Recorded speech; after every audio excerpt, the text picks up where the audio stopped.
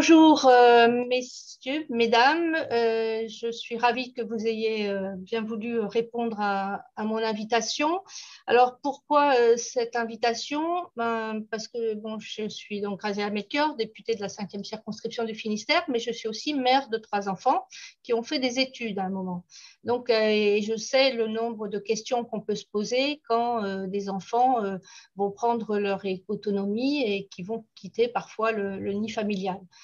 Alors, on sait que cette année a été particulière en 2020 avec la pandémie et des étudiants se sont trouvés aussi en difficulté à cause de la solitude, à cause de problèmes de santé ou d'addiction, des problèmes aussi pour vivre tout simplement, comment s'organiser, comment payer son alimentation, ses sorties, le peu de sorties qu'il y avait.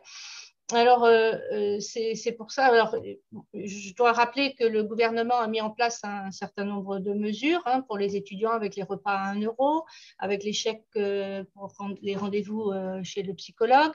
Il y a aussi tout un volet, tout un plan qui a été mis en place qui s'appelle avec une plateforme numérique qui s'appelle Un jeune, une solution, qui permet aussi aux jeunes qui sont en risque de décrochage et aux autres de trouver des stages, un emploi, une formation. Donc, c'est aussi, une jeunesse qui est accompagnée. Donc, mais c'est vrai que ce qui m'a paru intéressant, c'est de réunir tous les acteurs qui gravitent en fait autour des étudiants pour que pour, pour qu'ils expliquent en fonction évidemment de leur fonction, mais encore plus de leur connaissance du terrain, des questions des étudiants, qu'ils puissent répondre aux attentes et peut-être aux inquiétudes, parfois malvenues peut-être, des jeunes et aussi de leurs parents. Alors, j'ai choisi en fait de dérouler en fait la réunion comme ceci, en parlant peut-être, puisque c'est un peu le thème de cette période, c'est la santé, puisque c'est la première préoccupation qu'on a, donc avec Madame Cariou de la CPAM. Ensuite, on écoutera pour ce qui est du logement, le CROUS avec Monsieur Karfaoui de l'UBO et alors de la CAF, dans c'est Monsieur Morgan, c'est ça? Morgan Olivier, et Oui, c'est tout à fait ça. Ouais. ça. Et il y avait Isabelle tout à l'heure et elle a Isabelle disparu. Quéré. Non, il Isabelle faut Quéré. l'accepter, elle doit être dans la salle Euh, d'attente, je pense. ouais, bon, La demande en cours. je surveille. Je la vois pas pour le moment, mais je surveille. Non, pardon. Ah oui, voilà. C'était pas au même endroit. Voilà, c'est bon, elle arrive. Donc Isabelle Quéré, donc également et, Et la troisième personne, le troisième thème était sur le financement, sur les banques et euh, comment on gère un peu son budget quand on est étudiant. Et enfin, j'aurais voulu aussi parler de l'alternance. Alors, Monsieur Penverne devrait nous rejoindre. Voilà. Donc, après, si on a le temps, il y aura peut-être quelque chose sur la vie étudiante, puisqu'on devait accueillir une étudiante qui faisait du tutorat auprès des étudiants en médecine. Voilà, si c'est clair pour tout le monde, je vais donner la parole à Madame Cariou, si vous voulez bien, et je vous remercie beaucoup d'être présente. Oui, bonjour.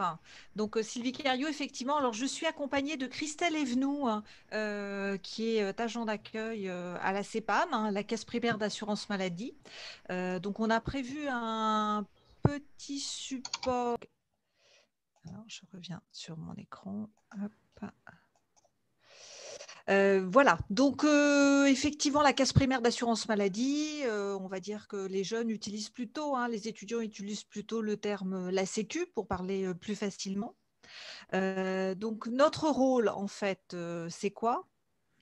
Notre rôle, c'est donc de permettre d'accompagner en fait les personnes en cas de maladie et de permettre l'accès aux soins. Donc là, on est sur la première diapo. De permettre l'accès aux soins, alors notamment au travers des remboursements de soins. Bonjour, Monsieur Penverne. Excusez-nous, on vient de démarrer. D'accord, très bien. entre deux séquences, je vous présenterai. Est-ce que vous pouvez passer la première diapo, s'il vous plaît? Voilà. Donc, garantir l'accès aux droits en cas de maladie, permettre l'accès aux soins au travers notamment des remboursements de soins. On verse également des indemnités journalières en cas d'arrêt de travail ou d'accident de travail. Mais on a aussi une mission qui est de préserver la santé. Alors, au travers des messages ou des actions de prévention, si je parle par exemple d'MTDAN, le dispositif MTDAN qui concerne les jeunes jusqu'à 24 ans maintenant, ça parle peut-être plus facilement aux jeunes au niveau de la prévention. Donc concrètement, la diapo suivante, concrètement, l'étudiant n'a pas de cotisation à payer. Dès qu'il a 18 ans, il devient, alors on utilise le terme assuré, c'est-à-dire qu'il a son propre dossier de sécurité sociale. Il conserve par contre le régime de sécurité sociale de ses parents. Donc, si ses parents sont dans le travail dans le milieu agricole, c'est la MSA. Si ils sont salariés, ce sera le régime général, donc la CPAM. Donc, la diapo suivante, s'il vous plaît. On va dire que pour avoir un dossier bien à jour, il y a des bons réflexes à avoir. C'est tout d'abord de créer son compte Amélie, notamment via l'appli Amélie sur le smartphone, qui va permettre déjà dans un premier temps de vérifier les données qui sont dans le dossier, c'est-à-dire est-ce que mon médecin traitant est bien enregistré? Est-ce que j'ai bien une mutuelle qui apparaît sur mon dossier? Ça veut dire que le lien informatique se fait directement et que je n'ai pas besoin d'envoyer les papiers à ma mutuelle pour me faire rembourser. Et puis, on peut faire beaucoup de démarches en fait aujourd'hui avec l'appli Amélie. Notamment changer son adresse postale, si j'ai perdu ma carte vitale, déclarer la perte de la carte vitale et même commander sa propre carte vitale en prenant soi-même les photos avec son smartphone.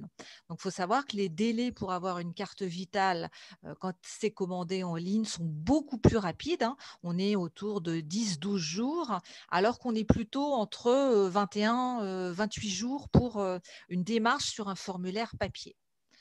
Le deuxième réflexe, c'est transmettre ses coordonnées bancaires parce que forcément, comme on a son propre dossier de sécurité sociale qu'avant on était rattaché sous le dossier des parents, c'était donc avant le RIB des parents. Aujourd'hui, le nouvel étudiant doit transmettre son relevé d'identité bancaire à la CPAM, donc l'envoyer par courrier, pour qu'on puisse enregistrer son RIB et qu'il puisse être remboursé de ses consultations, de ses soins. Le troisième réflexe, ça va être de mettre sa carte vitale à jour. À chaque changement de situation, et donc là, le fait de devenir un nouvel assuré, c'est un changement de situation. Il faut mettre sa carte vitale à jour. On préconise d'ailleurs, c'est bien de mettre sa carte vitale une fois par an à jour, donc soit dans une pharmacie, soit dans un guichet ou une borne dans un accueil de la CPAM. Et le dernier réflexe, ça va être la déclaration du médecin traitant. Alors, normalement, cette déclaration a déjà été faite, puisqu'à partir de 16 ans, on demande à faire cette déclaration de médecin traitant. Il faut savoir qu'elle peut aujourd'hui être faite bien avant les 16 ans. Il n'y a plus cette barrière des 16 ans. Donc, si la déclaration a été faite, normalement, ça figure dans le dossier, mais c'est bien de vérifier quand même si le médecin traitant est enregistré dans son dossier. La diapo suivante. Excusez-moi, Madame Cariou, je peux juste vous interrompre au sujet du médecin traitant, parce que souvent, l'étudiant, il a un médecin traitant chez ses parents, et puis en fait, quand il fait ses études ailleurs, est-ce qu'il doit garder le même médecin traitant ou est-ce qu'il vaut mieux qu'il prenne un médecin traitant là où il fait ses études? Ça va dépendre. Ce qu'il faut savoir, c'est si c'est par exemple un jeune qui a besoin, par exemple, d'un suivi pour une pathologie chronique, ou si c'est un jeune qui va avoir besoin d'un suivi avec un médecin, effectivement, il vaut mieux qu'il change son médecin traitant. Après, ce qu'il faut savoir, c'est que même si son médecin traitant est resté celui qu'il avait auparavant chez ses parents, il y a notamment des étudiants qui viennent d'un autre département. Donc souvent, même le numéro du médecin traitant est effectivement le numéro de l'ancien médecin traitant. Il faut savoir que s'il a besoin de consulter un nouveau médecin traitant sur le territoire, quand il va consulter, il a deux solutions. Soit c'est une consultation d'urgence et à ce moment-là, il précise au médecin et le médecin va cocher en fait tout simplement de façon électronique avec la carte vitale. Sinon, sur la feuille de papier, c'est pareil, de manière à ce qu'il n'y ait pas de pénalité au niveau du remboursement. Soit il fait le choix et il veut effectivement changer de médecin traitant. À ce moment-là, au moment de la consultation, il le précise au médecin traitant et ça se fait automatiquement avec la carte vitale et c'est automatiquement dans le dossier de l'étudiant. Merci. Il n'y a pas d'obligation. Voilà, en fait, une personne, d'ailleurs, toute personne peut effectivement changer de médecin traitant voilà, plusieurs fois. Si le médecin est d'accord, on est bien d'accord, c'est un contrat tripartite avec le médecin. Voilà, il n'y a pas à prévenir l'ancien médecin. À partir du moment où le médecin dit « OK, je suis d'accord d'être votre médecin traitant », quand il va faire la démarche, ça va enlever automatiquement l'ancien médecin du dossier. Ce sera instantané. Voilà. Alors, comment nous contacter ? Du coup, il y a plusieurs façons. Alors, déjà, il faut savoir que sur le site abeli.fr, qui est le site de l'assurance maladie, il y a beaucoup d'informations. On peut déjà, il y a un moteur de recherche via la petite loupe avec des mots-clés. On peut déjà trouver des premières réponses. Ensuite, aujourd'hui, il y a la possibilité de poser des questions, soit sur le forum Amélie, soit sur le chatbot qui va donner des réponses, on va dire, aux questions les plus posées. Il y a aussi, via le compte Amélie, une fois qu'on a créé son compte, il y a la possibilité de poser des questions directement par mail.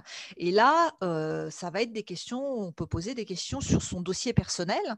On a un conseiller qui va répondre par mail.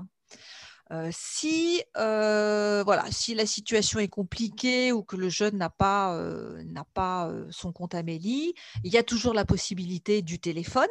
Le numéro, c'est le 3646. C'est donc il n'y a pas de surtaxe, c'est le coût d'un appel local.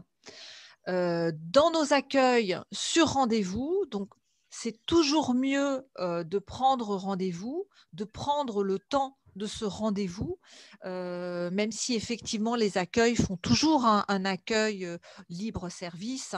Dans cette zone libre-service, d'ailleurs, il y a des ordinateurs à disposition et des agents d'accueil qui peuvent accompagner le jeune à faire ses démarches en ligne sur l'ordinateur. Du coup, on a notamment un rendez-vous jeune qui est dédié aux 16-25 ans et qui permet, on va dire, en un peu plus d'une demi-heure, de faire le tour de la situation et d'expliquer concrètement comment ça fonctionne avec la CPAM. Donc, pour le rendez-vous, soit on compose le 3646 pour avoir ce rendez-vous, soit on a son compte Amélie, on peut directement prendre rendez-vous sur le site Amélie, choisir son créneau horaire. Et dernière solution, c'est le courrier. Donc, c'est vrai qu'on ne l'a pas noté sur cette diapo, mais l'adresse pour tous les courriers, c'est bien l'adresse pour nous de notre siège social à Brest, 1 rue de Savoie, 29 282 Brest.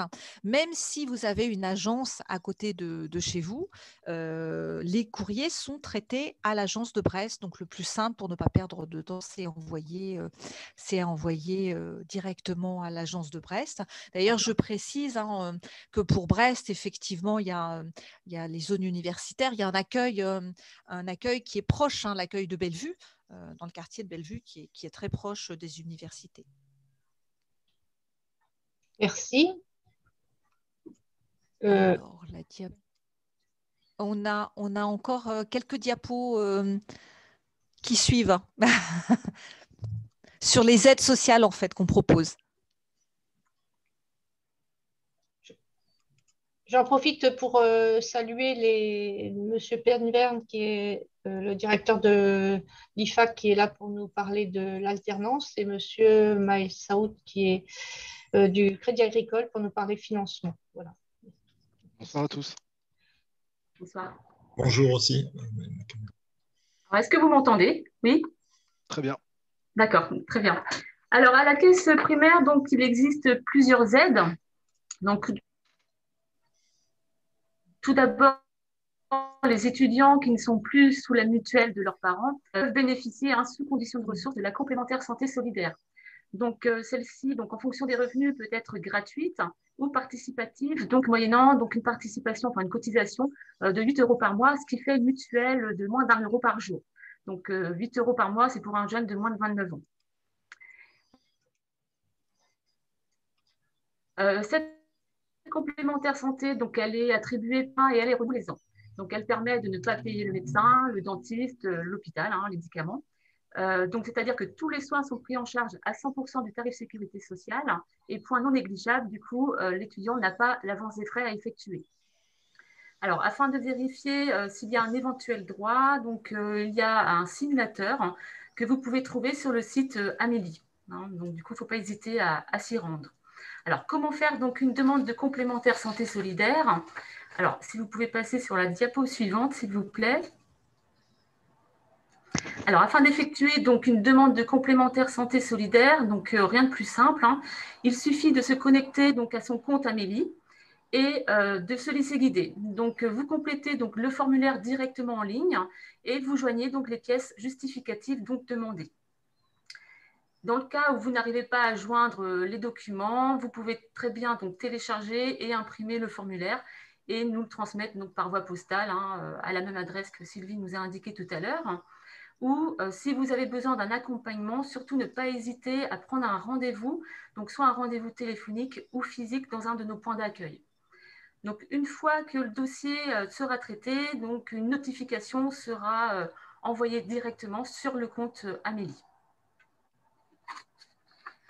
Alors, la diapo suivante, s'il vous plaît. Alors, toujours en fonction donc, des ressources, donc, la caisse primaire peut attribuer des aides financières donc, exceptionnelles. Par exemple, lorsque des soins sont mal remboursés ou pas remboursés, comme par exemple des lunettes, des prothèses dentaires ou encore des semelles orthopédiques. Donc, cette demande d'aide financière exceptionnelle se fait uniquement sur dossier.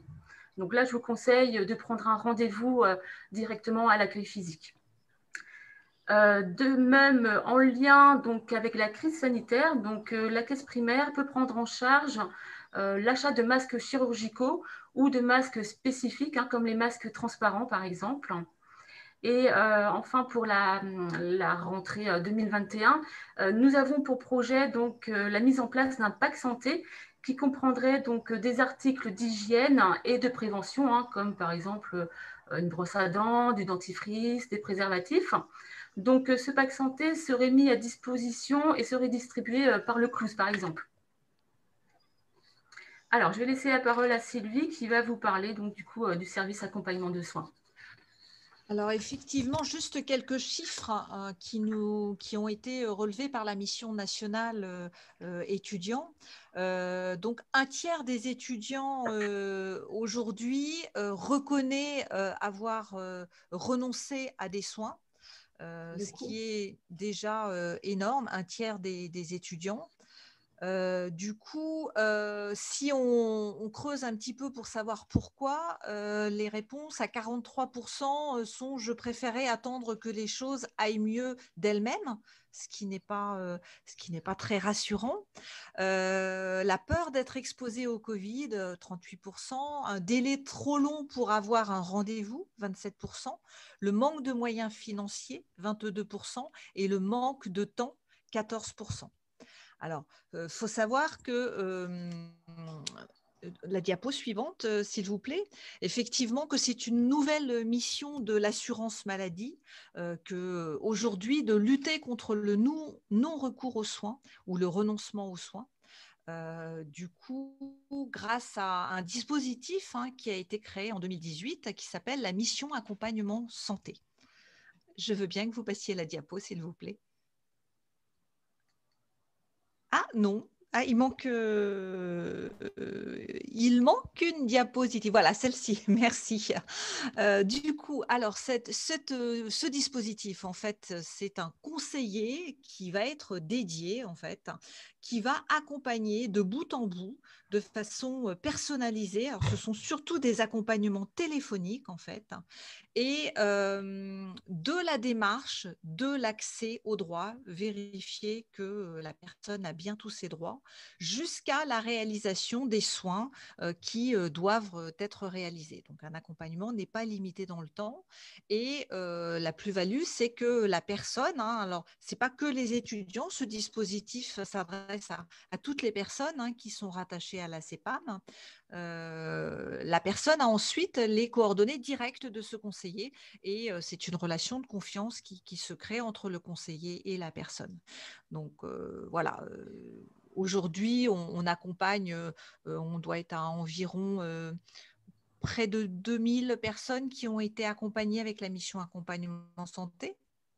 Il faut savoir que si pour vous donner quelques chiffres, on est à peu près autour de 65%, 70% de ces accompagnements qui débouchent sur la réalisation des soins. Donc pour nous, c'est notre objectif initial d'accompagner les personnes à pouvoir faire ces soins. Je vous remercie, Madame Cariou. Oui, il y a encore une autre diapo, je vois, sur les études à l'étranger. Oui, voilà, c'est ça. Rapidement pour laisser la place aux autres intervenants aussi, s'il vous plaît. Alors, autre point qui nous semblait important, ce sont les études à l'étranger. Donc, si vous faites des études à l'étranger, donc la protection sociale peut varier donc, selon le pays de résidence. Donc, il est très important de se renseigner donc, selon la situation pour préparer au mieux donc, le séjour. Donc, les démarches seront différentes selon que vous partez donc, dans l'Union européenne ou hors de l'Union européenne. Donc, si vous partez faire des études en Europe, dans ce cas, vous restez affilié à l'organisme de sécurité sociale donc, en France. Il suffit alors pour cela donc, de commander la carte européenne que vous pouvez commander directement sur votre compte Amélie. Si vous partez étudier hors de l'Union européenne, il faut savoir donc du coup que les soins médicaux coûtent très cher. Il est donc recommandé de souscrire un contrat d'assistance ou d'assurance privée afin de garantir le remboursement des frais médicaux et éventuellement le rapatriement du coup en France. Alors, sur la diapo suivante, oui, nous avons mis quelques exemples. Appendicite aux États-Unis peut coûter jusqu'à 50 000 $, ou un accident scooter en Inde peut coûter jusqu'à 60 000 € d'hospitalisation et ces soins ne sont pas pris en charge. D'où l'importance de bien se renseigner et de souscrire à une assurance privée avant de partir. Alors, pour savoir plus, surtout, il ne faut pas hésiter donc, à aller sur le site amélie.fr afin de faire le point sur les droits et les démarches donc, à entreprendre. Et également créer son compte Amélie, qui est un espace personnel sécurisé, qui vous permet donc d'accéder donc, depuis un ordinateur, une tablette ou un smartphone, donc du coup qui permet donc d'accéder à tous les services et qui va vous permettre de gagner du temps en faisant les démarches en ligne. Merci beaucoup, Madame Cariou, Madame Evenot. Je pense que c'était très clair et on retrouve effectivement le non-recours. C'est une des difficultés qu'on rencontre au niveau de toutes les aides que peut proposer l'État. Et c'est vrai que souvent les personnes ne savent pas. Et pourtant, vous avez différents canaux d'information. Et, voilà. Et le deuxième point, je trouve que je retiens aussi, c'est que vous essayez de simplifier les choses. Il y a de l'accompagnement, il y a de la simplification, et voilà. Et c'est souvent mal connu. On rejoint le premier point. En tout cas, merci beaucoup. Et je crois que ces informations étaient très, très précieuses, puisque on sait bien qu'un étudiant qui est va pas très bien, ben, il peut pas très bien étudier non plus. Donc, c'est important qu'il soit bien suivi et puis qu'il n'attende pas le dernier moment avant de faire part de son malaise ou mal-être. Merci beaucoup, mesdames.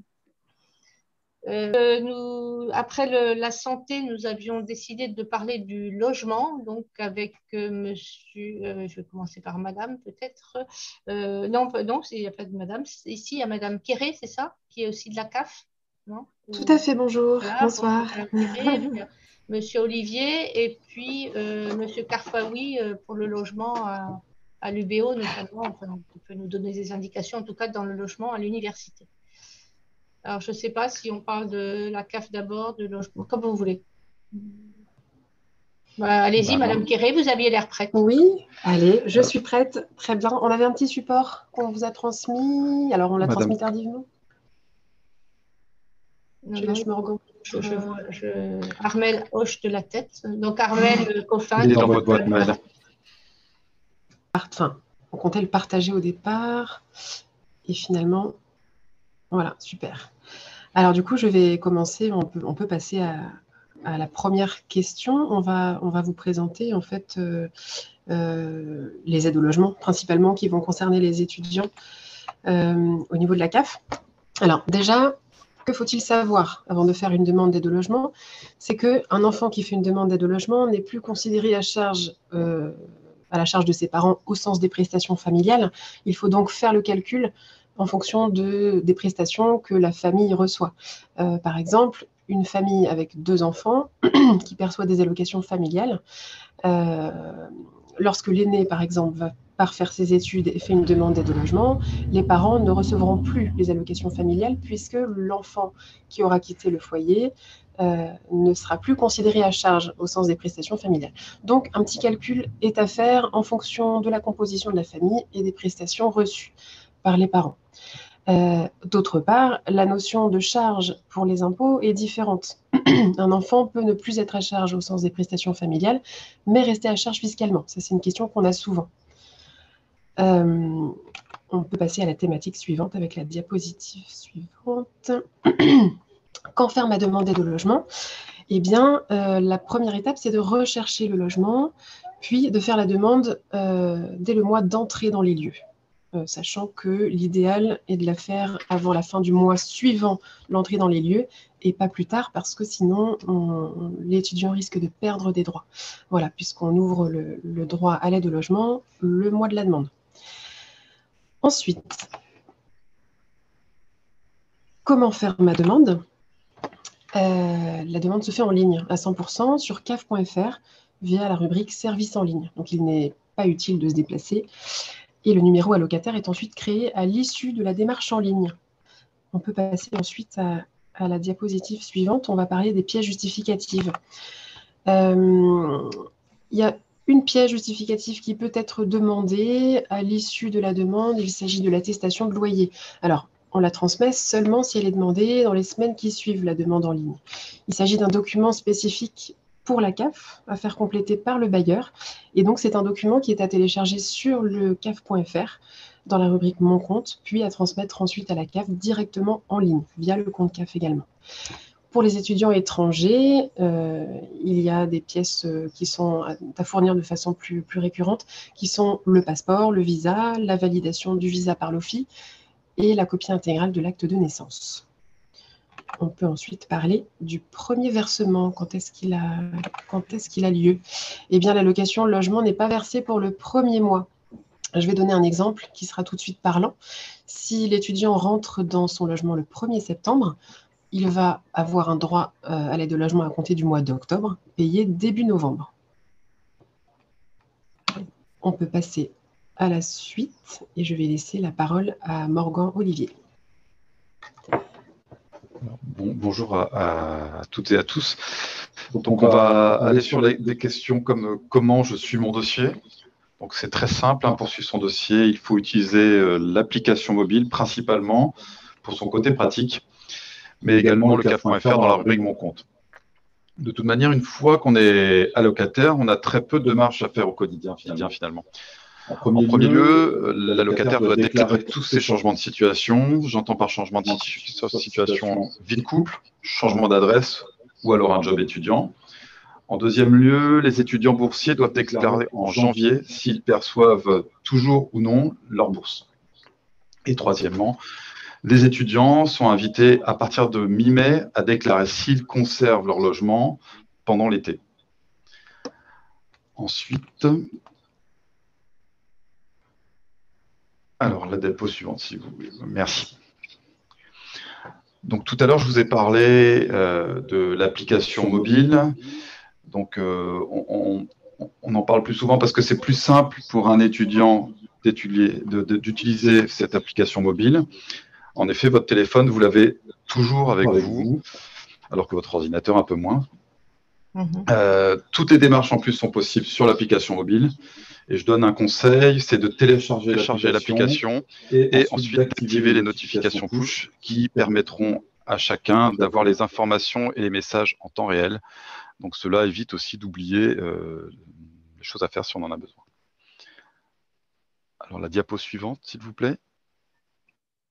Alors, comment contacter la CAF? Alors, il y a 5 possibilités pour contacter la CAF. Il y a tout d'abord le chatbot. Le chatbot répond aux questions simples sur le dossier 24 heures sur 24 et 7 jours sur 7. Ensuite, vous pouvez envoyer un mail via le caf.fr, la rubrique Mon compte, ou alors votre appli mobile. Vous pouvez troisièmement prendre un rendez-vous téléphonique avec un de nos conseillers que vous pouvez prendre directement sur le caf.fr. Ensuite, vous avez le 3230. Le 3230, là aussi, vous avez directement un conseiller qui répondra à l'ensemble de vos questions. Et enfin, vous pouvez venir évidemment dans nos accueils CAF, donc principaux, c'est-à-dire Brest, Quimper et Morlaix, mais vous avez aussi l'ensemble du réseau des maisons France Service et des MSAP que vous pouvez aller également faire vos démarches et un conseiller pourra répondre à vos questions également. Donc voilà essentiellement ce qu'on peut dire, nous, sur le sujet des allocations logement. Évidemment, la CAF ne propose pas uniquement ces prestations, mais dans le cadre, en tout cas, des étudiants, c'est ce qu'on pouvait dire. Et n'hésitez pas surtout à nous contacter par les 5 possibilités que je vous ai données. Merci beaucoup pour votre intervention. J'avais une question pour Mme Quéré pour l'histoire du premier mois, enfin du premier versement, oui. Parce que ça veut dire que le mois de septembre, on n'a pas d'aide du tout. C'est ça. En fait, quelle que soit l'entrée dans le logement, que ce soit le 1er du mois, le 15 du mois, le 20, enfin bon, l'aide au logement, le droit s'ouvre le mois suivant, effectivement. Donc, pour une entrée dans le logement le 1er septembre, il n'y aura pas d'aide pour septembre, mais ça commencera en octobre. Et payé début novembre, payé toujours en début de mois suivant. Non, parce que souvent, le premier mois, c'est celui où il faut payer la caution. Et oui, c'est vrai. Alors après, il y a peut-être d'autres dispositifs aussi pour les étudiants qui ne seront pas gérés par la CAF, mais d'aide au premier loyer ou du dépôt de garantie, des choses comme ça. Peut-être que la mission locale sera ça, ou je vois le Crédit Agricole. C'est possible.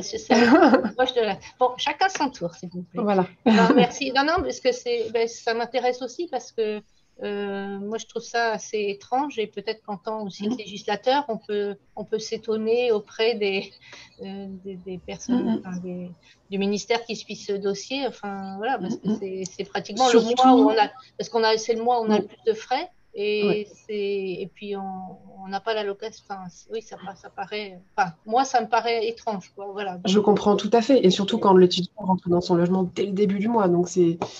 Oui. Voilà, mais effectivement, la législation est faite comme ça. Voilà, mais ça tombe bien, je suis députée. Vous parlez à la bonne personne. Merci beaucoup. Alors, on reste sur le logement, Monsieur Karfaoui, s'il vous plaît. Oui, tout à fait. Bonsoir, Madame Melchior. Bonsoir, Armel Coffin. Bonsoir à tout le monde. Donc, moi, j'avais prévu de faire une présentation comme celle de Mme Cario, de M. Olivier et Mme Quéré, mais vu que dans le mail que j'ai eu, qu'on était limité en termes de temps à 5 minutes maxi, j'ai préféré plutôt juste, si Mme Coffin, vous pouvez juste me projeter le lien que je vous ai envoyé. Donc aujourd'hui, je représente le CLUS, ou le CRUS de Rennes-Bretagne.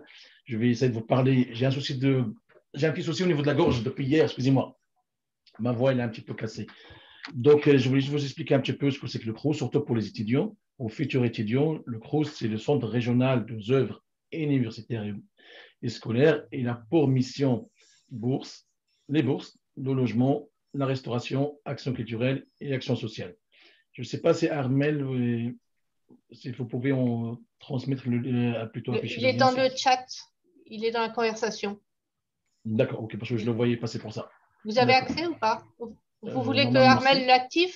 C'est possible. Tu peux, Armel, tu peux le faire ou c'est moi? Merci. Très bien, merci Arnaud.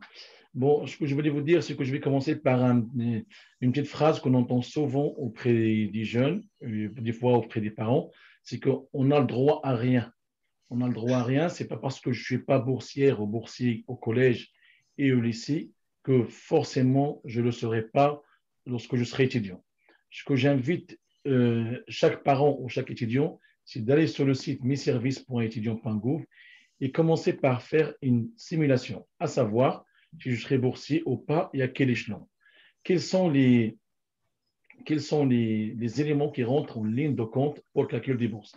C'est toujours les revenus, le revenu brut global perçu il y a 2 ans, N-2, le nombre d'enfants à charge des parents et la distance qui sépare le domicile familial avec le lieu d'étude. Donc, je fais une simulation et je saurai tout de suite quel échelon je serai. Ce qu'il faudrait rappeler aussi, c'est que la date de création de dossier, c'est toujours entre le 20 janvier et le 15 mai. Même si la date limite est déjà passée, le site est toujours ouvert. L'étudiant pourrait faire sa demande. Il aura une petite information sur son dossier, comme quoi c'est un dossier tardif, mais elle sera quand même traitée. Il aura la réponse une fois que son dossier sera traité. Ce qu'il faudra rappeler, c'est que je vais vous donner un exemple tout simple. Je prends un couple qui travaille, qui gagne le SMIC et qui ont un seul enfant à charge. Et leur fils, il va faire, je prends un exemple qui est sur Brest, leur fils ou leur fille, leur enfant, il fera ses études sur Brest. Il n'y a pas de distance qui sépare le domicile familial par rapport à lieu de scolarité. Il n'a pas de point de charge. Il n'a pas de frères et sœurs qui aussi lui apportent des points de charge, qui fait peut-être que l'échelon de bourse sera très, très élevé. Ben, moi, je pourrais vous dire qu'il sera quand même boursier. Parce que nous prenons en considération les revenus perçus il y a 2 ans. Il ne faut pas que le revenu brut global pour une famille qui ont un seul enfant à charge dépasse 33 000 euros. Donc 33 000 euros, pour moi, ça reste quand même des revenus qui, pour un couple avec un seul enfant, dont le revenu perçu est le SMIC. Je rajoute à cela, c'est que, pareil pour la demande de logement, pareil, je passe toujours par le site Mes Services. À un moment de la connexion, je choisis ce que je veux, bourse, logement ou les deux, et on commence à donner les affectations, les attributions de logement, les réponses favorables à partir de début juillet. Je rajoute aussi que parmi les bourses du CROUS, s'il y a aussi la restauration, aujourd'hui, nous sommes à 1 euro le repas par étudiant, quel que soit boursier ou non boursier. Je rajoute aussi que parmi les missions du CROUS, on a aussi l'action sociale et l'action culturelle. Je prends en particulier l'action sociale. L'action sociale, c'est que tout étudiant peut être aidé par le CROUS, qu'il soit boursier ou pas. L'aide, elle peut être ponctuelle, c'est-à-dire un étudiant qui rencontre un petit coup dur, il a besoin d'un petit coup de pouce pour acheter un livre, acheter un ordi, ou payer son loyer, ou payer autre chose, et ce fait qu'il se présente auprès de l'assistance sociale du CROUS. Et sur le site messervices.étudiant.gouv, il y a tous les numéros de téléphone et toutes les adresses mail de mes collègues assistants sociaux en fonction des villes et en fonction des formations. Il lui reste à l'étudiant tout simplement de la contacter, prendre rendez-vous et en fonction du contexte sanitaire, on verra comment ça va se passer à la rentrée. J'espère qu'on n'en parlera plus de la COVID-19. L'entretien peut se faire aussi en présentiel. Mes collègues compétents en la matière feront l'évaluation sociale et en fonction du besoin, et lui attribueront une aide. Cette aide, juste deux petites choses à rappeler aussi, c'est que tout se passe dans la confidentialité et l'anonymat. C'est-à-dire personne ne sera, même votre enfant ne saura jamais, vous ne saurez jamais si votre enfant s'est présenté dans nos locaux, est-ce qu'il a été aidé ou pas. Tout à l'heure, j'avais dit que pour les bourses, nous prenons toujours les revenus perçus en 2019. Je préfère toujours répondre par un exemple. Lorsque je me donne un exemple, c'est plus concret. Je prends un exemple, mes parents, par exemple, ils avaient gagné, je donne un exemple, 40 000 euros. Donc, lorsque j'ai fait la simulation, je ne suis pas boursé par rapport aux revenus perçus en 2019.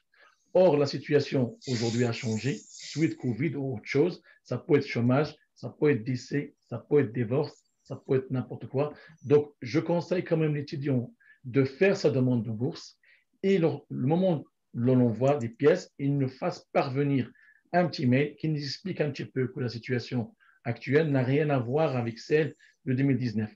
Mes collègues gestionnaires des dossiers de bourse, on appelle ça les dossiers sociaux étudiants, les DSE, ils comprendront qu'il s'agit effectivement d'un changement de situation notable et durable. À ce moment-là, il aura par retour de mail un certain nombre de pièces à nous faire parvenir. Mes collègues referont le calcul des bourses. Et s'il s'avère qu'il mériterait un échelon supérieur, mes collègues prendront en considération cette situation-là. Qu'est-ce que je voulais vous dire d'autre? Parce que malheureusement, je n'ai pas pu apporter ma présentation que j'ai l'habitude de présenter dans les lycées comme d'habitude, sauf que je ne savais pas que je devrais dépasser 5 minutes. Non, c'est vrai que je ne l'ai pas précisé au départ, j'ai été un peu troublée par mon problème de lien là, et c'est vrai qu'on avait un déroulé un peu plus serré, et le fait qu'il y ait moins de public, bon, c'est vrai que je laisse plus de marge. Mais désolé, M. Karfaoui. Ne vous inquiétez pas, vous inquiétez pas. Ce qu'il faudra rappeler aussi, c'est que pour celles et ceux à qui on va donner satisfaction dans nos logements, il faut qu'ils sachent que nos résidences sont ouvertes 24 sur 24 avec des caméras de surveillance et un accueil de toute la journée et de la veille, pareil, le soir, à partir de 20 h le soir jusqu'à 7 h le lendemain. Et pour en terminer, après s'il y a des questions, je peux répondre tout de suite. Pour en terminer, c'est que à côté de la formation pédagogique, le CROUS aussi, il a un volet culturel. On a une salle culturelle qui est aussi à la disposition des étudiants. On finance aussi des projets culturels dans le cadre de financement qu'on appelle chez nous Culture Action. Et je tiens aussi à préciser que nous avons sur le campus universitaire une pépinière de solidarité étudiante. Ça s'écrit PEPSE. J'invite tous les étudiants d'aller sur le site de la PEPS et vous allez voir tout ce que le campus universitaire propose comme animation. Pour en terminer sur l'aspect culturel, j'appelle tous les étudiants et les étudiantes qui ont des projets culturels, d'animation de campus ou autres, humanitaires ou autres, qui n'hésitent jamais à se présenter auprès de la PEPS, qui contactent carrément le CROUS s'ils ont besoin de plus de questions en la matière. Nous avons les moyens pour pouvoir monter des projets avec vous. Le soutien peut être logistique et peut être financier aussi. On a des hommes et des femmes qui sont là pour pouvoir vous accueillir toute la semaine, pour pouvoir vous épauler et vous aider. Merci, monsieur. Je vois aussi un autre volet que je n'ai pas aussi évoqué, je suis désolé. Peu importe le logement que vous allez prendre, que ce soit au sein du CROUS ou en dehors du CROUS, pour tout propriétaire, forcément, il va vous réclamer une garantie locative. Donc, du coup, si les parents ne peuvent pas se porter garant ou ils ne peuvent pas se porter garant, sachez que le dispositif VISAL, c'est une garantie de l'État qui est très, très, très facile à mettre en œuvre. Il suffit que l'étudiant crée un dossier, qu'il le présente auprès du propriétaire. Le propriétaire, pareil, il fera la même chose et la garantie, elle est effective au bout de 48 heures. Les étudiants qui auront une mention très bien au bac, quel que soit leur échelon de bourse, ils n'ont aucune démarche administrative à faire de leur part.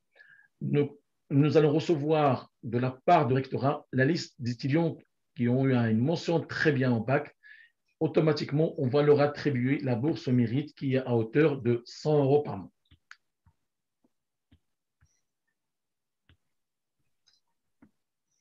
Je suis désolé, j'ai un peu la voix cassée. Non, non, mais on a très bien entendu, M. Karfaoui, et je trouve que c'est rassurant pour les jeunes et pour les familles de savoir que sur un campus universitaire, on est accueilli, parce que souvent, passer du lycée à l'université, on a l'impression qu'on arrive dans un univers un peu anonyme, grand, où on se perd, où on n'a pas de repères. Et là, ce que vous venez de nous dire, on voit bien que les étudiants aussi sont soutenus, sont accueillis, il y a du logement, il y a de quoi manger. Je sais qu'à l'UBO, il y a une épicerie solidaire aussi, faite par l'association des étudiants, il me semble, une association Tout d'étudiants. à fait, oui. Il y a des campus aussi pour le sport, et ça, c'est important aussi pour la santé. Donc, on rejoint un peu aussi le chapitre santé qu'on traitait auparavant. Donc, en tout cas, il ne faut pas que les familles ou les jeunes aient peur. Il y a des services aussi à l'université qui sont prêts à les prendre en charge si nécessaire, hein, parce que quand on est étudiant, on doit aussi chercher l'autonomie. Et c'est peut-être, si vous en avez terminé, M. Karfaoui, je voulais juste faire une petite précision. Pardon, oui. Je voulais juste faire une petite précision. C'est entre le CROUS, c'est un établissement public administratif, l'université. Donc, le CROUS est différent de l'université. On travaille ensemble, nous sommes des partenaires. On travaille ensemble avec l'université, avec d'autres établissements dans l'enseignement supérieur, mais nous sommes deux établissements différents. On travaille la main dans la main H24, mais nous sommes quand même deux établissements différents. Vous avez tout à l'heure évoqué la santé, vous avez bien raison de le faire. Sur le campus universitaire, il y a bien la médecine préventive qui est aussi là pour pouvoir accueillir les étudiants. Sachez, dans les sites universitaires, pareil, il y a des services civiques, il y a des étudiants référents qui sont là pour pouvoir accompagner les étudiants. Il y a aussi les psychologues. Ça, j'avais oublié de le dire. Oui, c'est important par les temps qui courent, et c'est rassurant aussi, comme je le disais, pour les familles. Merci beaucoup. Merci à vous. Donc, oui, alors on parlait des moyens aussi des étudiants, et puis du coût aussi des études. Alors, c'est pour ça que j'ai demandé à des représentants de différents organismes d'être là. Alors, il y a la banque, c'est pour quand les personnes n'ont pas beaucoup de moyens, ils vont voir souvent leur banque. Alors, qu'est-ce que les banques font pour les jeunes aujourd'hui? Il y a la mission locale qui peut nous dire aussi parce qu'il peut y avoir des aides au permis ou des aides peut-être pour les stages, vous nous expliquerez, Madame Lixiang. Et j'ai demandé aussi, parce que je trouve, moi j'ai été enseignante dans des filières professionnelles où il y avait des stages, il y avait de l'alternance, il y avait plutôt de l'apprentissage ou de l'alternance, et ça me paraissait important de savoir aussi qu'il y a certaines formations qui peuvent se faire en alternance, et ça permet d'avoir des études en partie, prises en charge en fait, parce que souvent le coût de la formation est pris en charge par l'entreprise, et puis en plus l'étudiant est payé. Mais je pense que M. Penbern pourra nous en parler tout à l'heure, je l'en remercie. J'ai cité, oui, je ne sais pas, honneur aux dames ou M. Saoud, je ne sais pas. On va commencer, M. Saoud, vous y allez? Si vous voulez, comme vous voulez. Merci beaucoup d'être présent. Merci. Merci, bonsoir à tous. Excusez-moi pour mon retard, j'ai quelques soucis de connexion. Non, c'est surtout nous qui avons des soucis. je prends sur moi.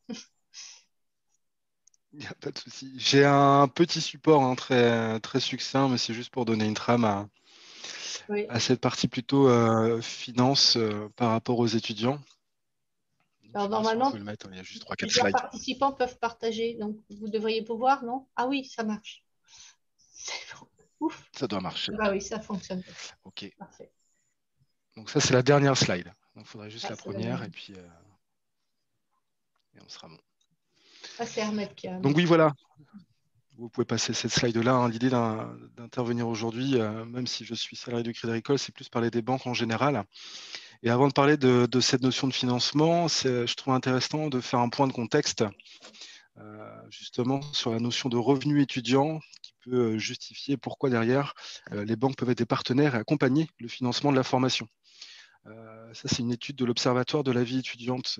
C'est un comparatif avec l'impact de la crise sanitaire. On se rend compte que la perte de revenus moyenne en raison de la crise sanitaire pour un étudiant, ça s'élève quand même à 214 € par mois. Donc il y a un réel impact de cette crise. Ça peut s'expliquer par différentes raisons, mais notamment un point clé, lorsqu'on sait que sur les revenus étudiants, il peut y avoir les aides familiales, mais il y a aussi les jobs étudiants. Et ce contexte sanitaire a eu un impact très très fort sur la notion aussi de job étudiant, ce qui peut justifier ces pertes de revenus. Un petit point de contexte, juste pour rappeler quand même le budget pour un étudiant en termes de financement de l'information. On fait le distinguo entre le coût de la rentrée, qui comprend les frais d'inscription, frais d'assurance ou acquisition de matériel, et les frais de vie courante. On constate dans tous les cas qu'il y a une progression, mais c'est surtout sur la partie frais de vie courante par rapport à 2019, quasiment 4% d'augmentation. On n'est pas loin de 1 000 € par mois. Donc ceci explique tout à fait la nécessité d'avoir des revenus à l'extérieur pour pouvoir justement financer au fil de l'eau, de manière récurrente, ce coût de la vie étudiante. Part importante quand même pour les loyers et la partie transport. On est quasiment à 40% sur la partie loyer. Donc on voit bien qu'il y a un véritable enjeu. Donc je peux faire le lien avec la notion aussi de caution si les parents ne peuvent pas. Donc la partie loyer, partie transport, ça fait partie de la partie intégrante et la plus forte du budget de la vie étudiante. Vous pouvez passer sur la slide suivante. Donc mon intervention aujourd'hui, je parle au nom des banques en général, c'est plutôt de vous faire un focus sur le prêt étudiant. On a vu, il peut y avoir une aide familiale, il peut y avoir des ressources privées, d'autres types d'accompagnement. Il y a pas mal d'aides aussi à disposition, justement pour accompagner ce coût de la vie étudiante. Et il reste aussi une troisième possibilité, c'est cette notion de prêt étudiant. Donc, qui dit prêt, on parle d'étudiant, on parle d'autonomie, de responsabilisation. La notion de prêt étudiant, on rentre pleinement dans le cœur du sujet, qu'on devient autonome et responsable, puisque comme majoritairement on est majeur, c'est un prêt qui nous engage, qui vous engage tout en tant qu'étudiant. Donc, au-delà des notions de taux, c'est surtout très, très important de voir qu'est-ce qui se cache derrière ce prêt étudiant. J'ai fait 4 points qui me paraissaient intéressants pour justement pouvoir donner les contours du prêt étudiant. Ça se décline sur ces notions de critères d'acceptation, quelle durée maximum, quel montant maximum et concrètement comment ça marche. Puisqu'on parle quand même de crédit, on parle de prêt, donc c'est quelque chose de très très engageant qu'il faut bien prendre en considération tous ces éléments avant de s'engager sur le prêt étudiant. Sur les critères d'acceptation, on va parler de façon assez générale, c'est tous les étudiants de moins de 30 ans. Donc il y a quand même une notion d'âge qui est quand même assez large, 18-30 ans pour souscrire un prêt étudiant. Si on est sur une phase d'apprentissage de 16 à 18 ans, le prêt se fait au nom des parents. Et il faut savoir également qu'il n'y a pas de critères par rapport à la filière dans laquelle on s'est engagé en termes de formation. Le point clé, c'est cette notion d'âge. Il faut juste avoir une carte étudiant, si je veux être simple. Voilà sur cette notion de critères d'acceptation en tant que tel pour pouvoir avoir le droit à solliciter une banque et justement avoir un prêt étudiant. Le montant maximum, on sait que les études, il y a plusieurs types de durées, plusieurs types de cours entre les différentes écoles, du public, du privé. Selon les filières engagées, on peut aller quand même jusqu'à 75 000 € maximum, ce qui laisse un éventail assez large en termes d'accompagnement financier. Sur les durées de remboursement, on est sur 10 ans maximum avec un 5 ans de différé. Je vais revenir juste après sur cette notion de différé de 5 ans. On ne va pas être trop dans la technique, mais c'est pour vous donner aussi un petit point de détail très important sur cette notion de prêt étudiant. C'est pour ça que je vais juste faire un focus sur la partie comment ça marche. Lorsque vous faites un prêt étudiant, je parle de différé, pour faire très très simple, vous pouvez dire, moi, pendant la durée de mes études, qui sont de 2, 3, 4, 5 ans, je ne souhaite pas rembourser mon prêt, puisque j'ai déjà, comme on l'a vu précédemment, quasiment entre 800 et 1 000 € de charges mensuelles de fonctionnement. Donc, rajouter une mensualité de prêt étudiant dans le cadre de mes études, ça me peut paraître compliqué. Du coup, les banques peuvent proposer de différer le remboursement du prêt lors du passage à la vie active. La durée maximum du différé, pour l'instant, elle est de 5 ans. Donc, voir après, vu les nouvelles études qui se mettent en place, si on ne peut pas justement la rallonger. Dans certains cas, arrivé de 5 ans, on est aussi sur toujours en études, mais avec si on parle par exemple des études de médecine, il y a une partie de salariat derrière aussi. Donc, pour l'instant, on est sur 5 ans. L'idée, c'est de se dire, j'ai des études, j'ai 5 ans d'études. Pendant 5 ans, je ne rembourse pas mon prêt. Par contre, lorsque je démarre dans la vie active, là, on passe en amortissement. Très concrètement, quand on dit 10 ans maximum, 5 ans de différé, ça veut dire que pendant 5 ans, on ne paye pas le prêt, mais ensuite, on l'amortit sur 5 ans. On ne l'amortit pas sur 10 ans. C'est 10 ans, dont 5 ans de différé. Une fois dit ça, ce qui est très très important en termes de démarche, généralement, quand on est sur un prêt étudiant, c'est la caution des parents qui peut être sollicitée. Après, il y a des cautions, sans aller dans les détails, via BPI. Ce sont des prêts aussi c'est une caution juste par un organisme public pour accompagner justement les financements de la formation. Mais concrètement, c'est lorsqu'on a fini ses études et avec chance, je l'espère, on trouve assez rapidement un boulot, on se retrouve avec une charge de prêt. Donc, se différer pendant la durée des études est très intéressant, mais derrière, il faut aussi prendre en considération, moi, par rapport au job que je vise, par rapport aux perspectives de rémunération, est-ce que la mensualité pour laquelle je m'engage pendant mes études, je suis capable de l'assurer le jour où je rentre dans la vie active? Donc, c'est cette notion-là qui est très importante aussi quand vous allez voir votre banquier, de bien fixer le cadre par rapport à la durée de vos études, par rapport aux perspectives, que ce soit de rémunération d'embauche, par rapport au métier sollicité, de bien se dire que lorsque vous passez en vie active et que le différé est terminé, vous passez un amortissement de prêt. Et là, la notion d'autonomie, de responsabilisation, elle arrive assez rapidement. Bien sûr, toutes les banques aussi sont là pour vous accompagner, donc on peut aussi ajuster si on se trouve avec un décalage, que ce soit dans la durée des études ou alors dans ce passage vie active. Mais prenez bien en considération cet élément-là, que ça reste un crédit et qui vous engage. Donc là, c'est quand même un événement assez fort. Voilà sur la partie un peu technique du prêt étudiant. Il faut savoir aussi que les banques peuvent vous accompagner de différentes manières. Ça peut être aussi sur une notion un peu de pédagogie sur la gestion du budget. Les banques peuvent vous accompagner avec aussi l'équipement moyen de paiement.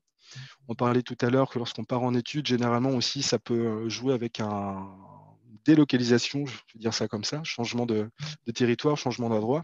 Les banques, elles sont en ligne de proximité. De tous les cas, vous pouvez aussi, via vos smartphones, votre ordinateur, justement, continuer à travailler avec votre banque ou la banque de vos parents à distance. On n'est pas obligé de changer de banque non plus si on change de territoire. Donc, c'est important aussi d'avoir cet élément-là. Et il y a d'autres dispositifs aussi qui sont plus sur l'extra-bancaire en termes d'accompagnement. Donc, un des premiers conseils, quel que soit votre établissement bancaire, franchement, allez voir un conseiller pour vraiment poser votre projet. Il y a plusieurs solutions et qui vont bien au-delà de la banque en termes d'accompagnement. Donc, le premier conseil, c'est vraiment de se poser avec un conseiller, afin vraiment d'échanger sur vos projets et d'envisager tout le panel de possibilités. Vous pourrez être surpris. On n'est pas que sur du bancaire. Il y a pas mal d'accompagnements bien différents qui peuvent donner du sens aussi à la réussite de vos projets.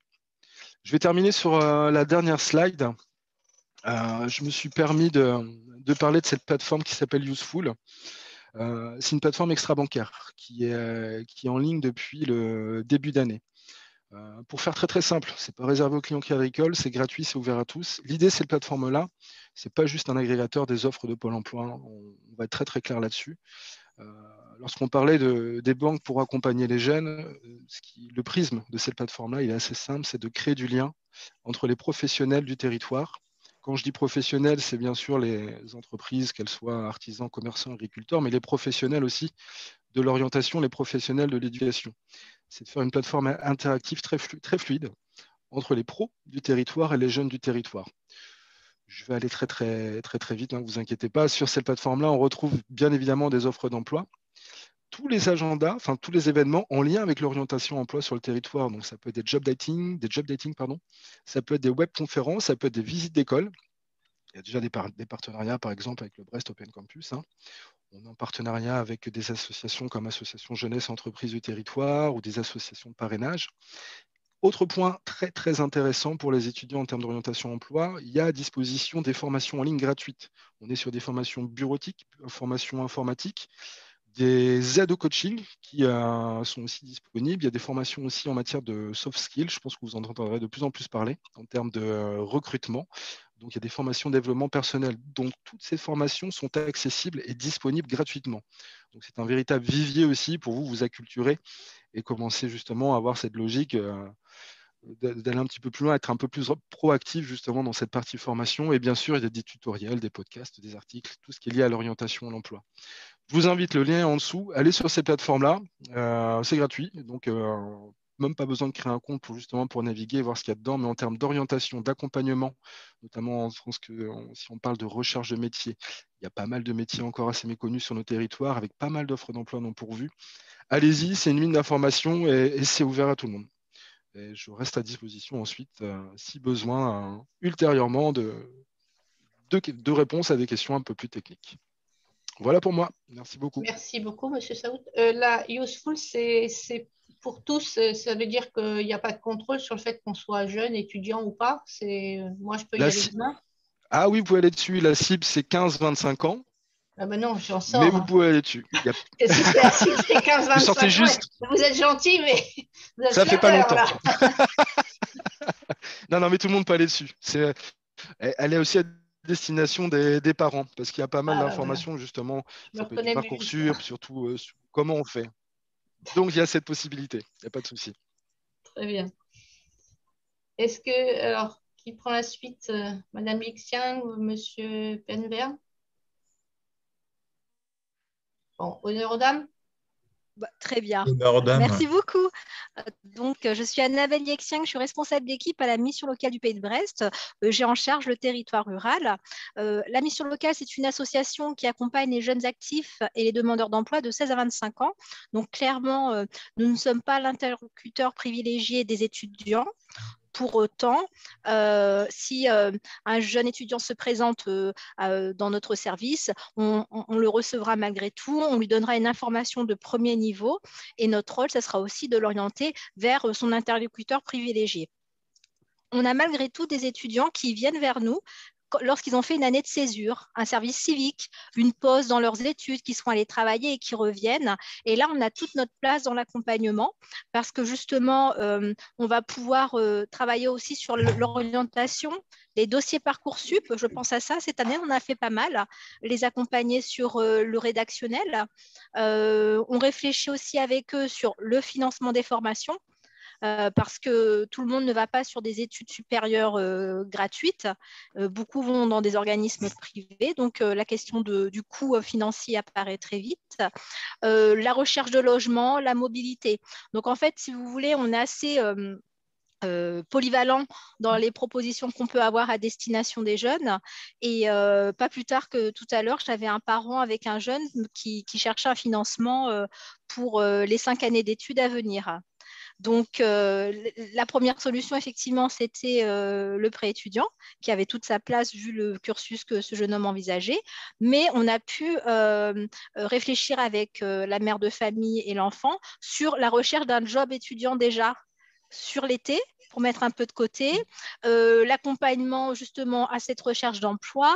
On a fait la simulation des APL parce que les parents étaient un peu perdus avec toutes les aides qu'il pouvait y avoir. Donc, en fait, là, notre position, c'était vraiment de dire, bah, écoutez, nous, on va centraliser un petit peu toute votre demande et puis on va vous accompagner sur les démarches. Donc, sur le logement, la recherche de logement, les aides possibles.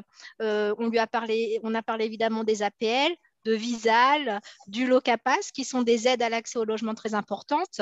On a parlé du budget mensuel que ça allait coûter d'être étudiant dans une ville étudiante et surtout sur la capacité des parents à pouvoir accompagner aussi le budget qui en fait, ça allait être assez conséquent. On était sur une année à 6 000 € déjà.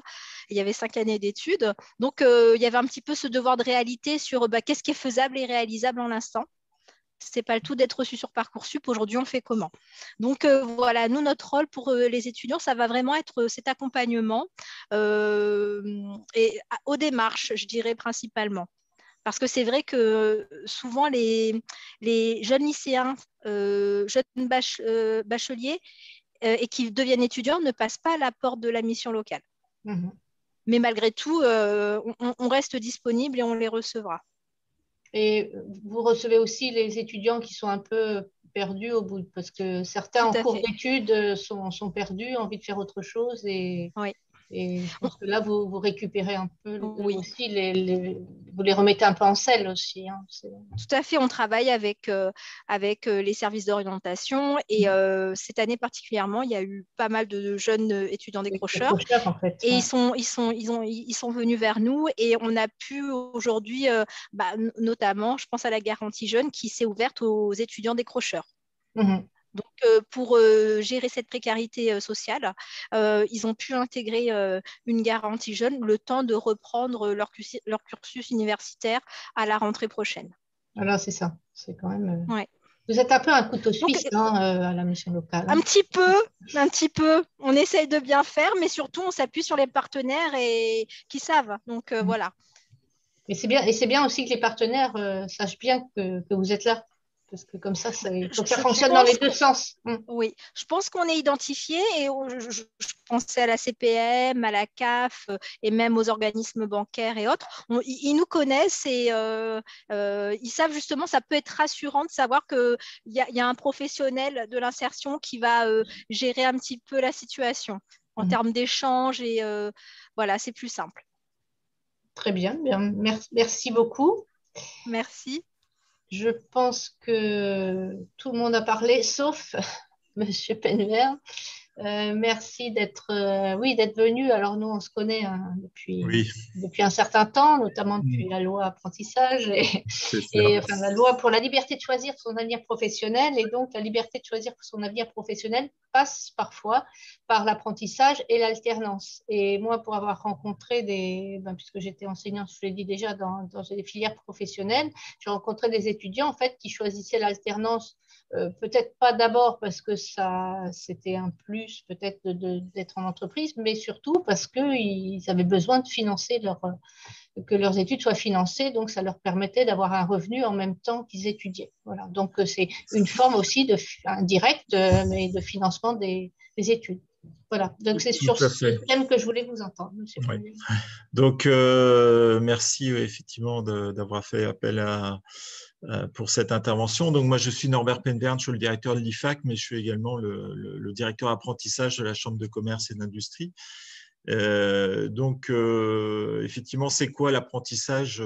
C'est en fait, c'est un moyen de décrocher un premier contrat de travail qui inclut des périodes en centre de formation, en université, avec à peu près un quart du temps passé en formation et donc c'est des alternances très différentes selon les centres de formation.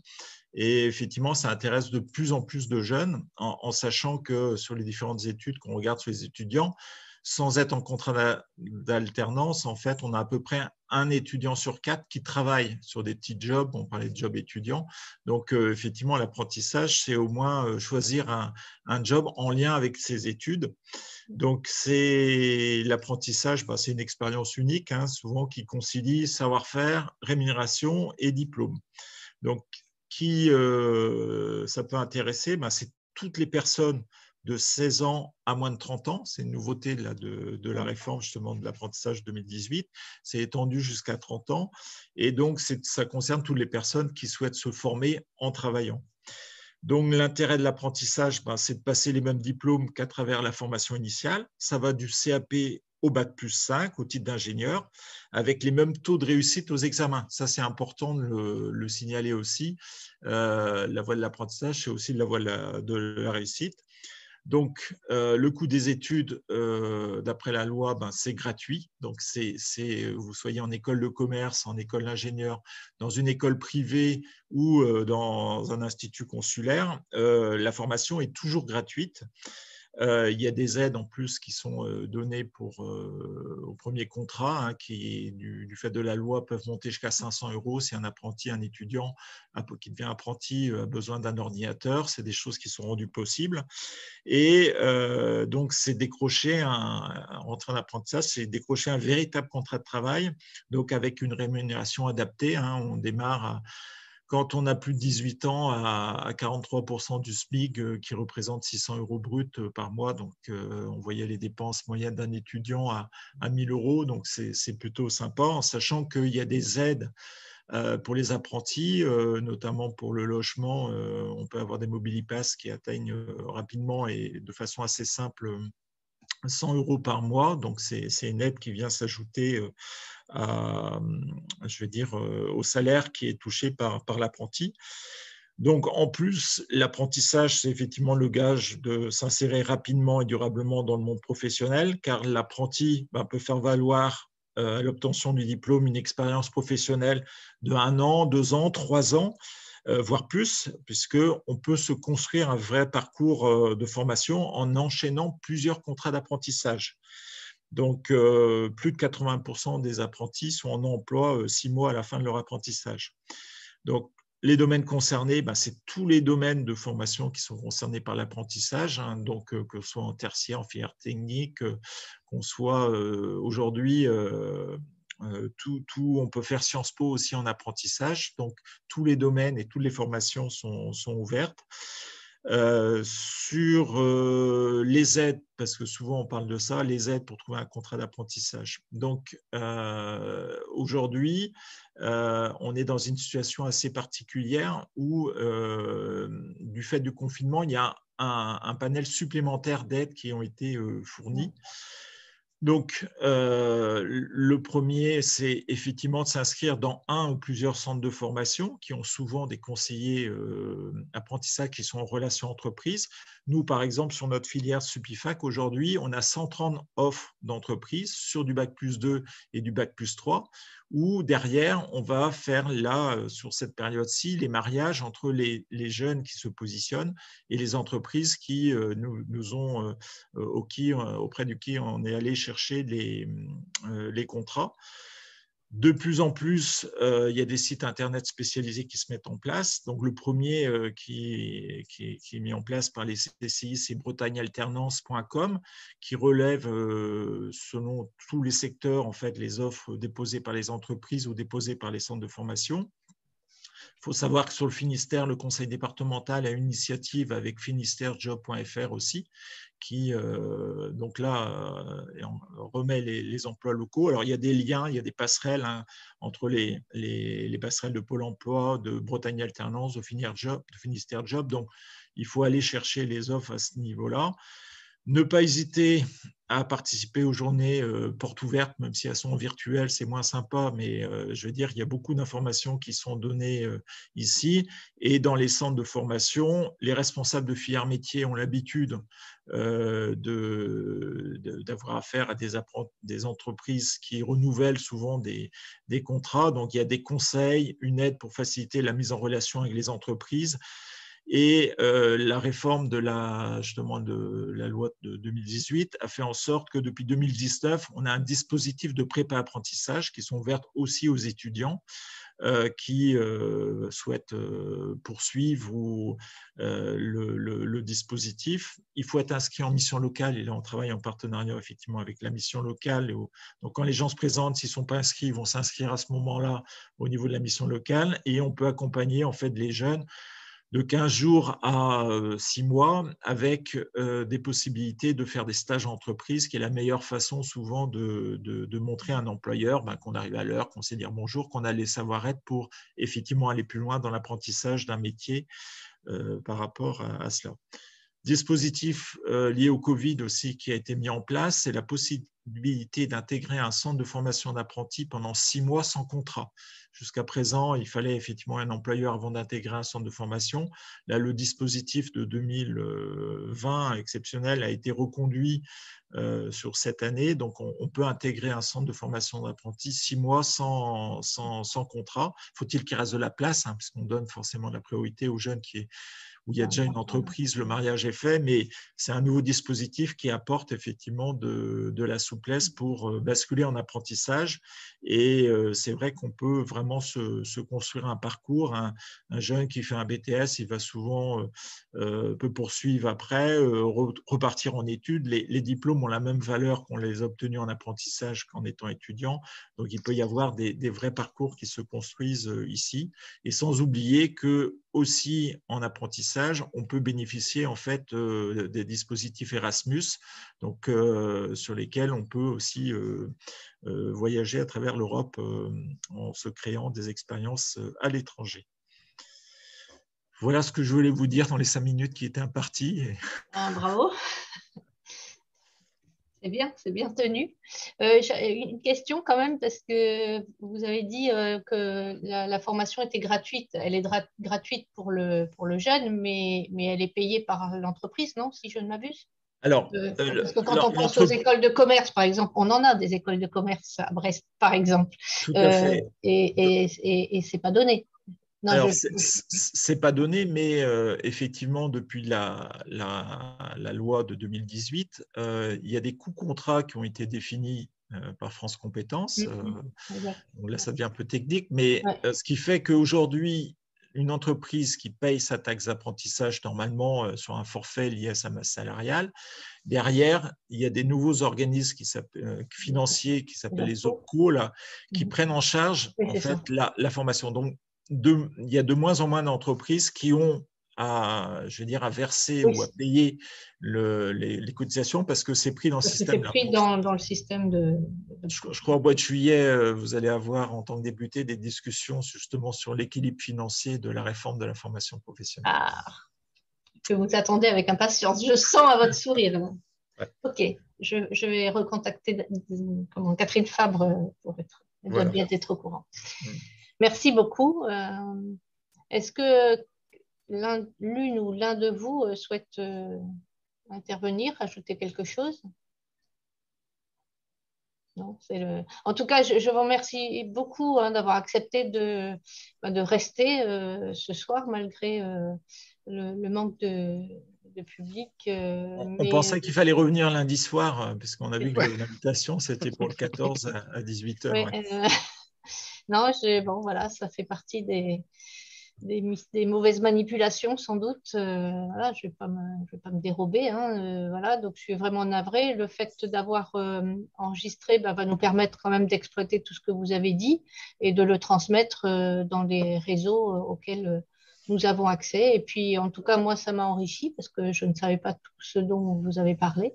Donc, voilà, donc on s'enrichit toujours et on apprend toujours. Et donc, j'ai bien noté qu'il y avait en particulier l'histoire des APL là, du premier mois, là, qui tombe pas le premier mois, alors ça me travaille depuis tout à l'heure.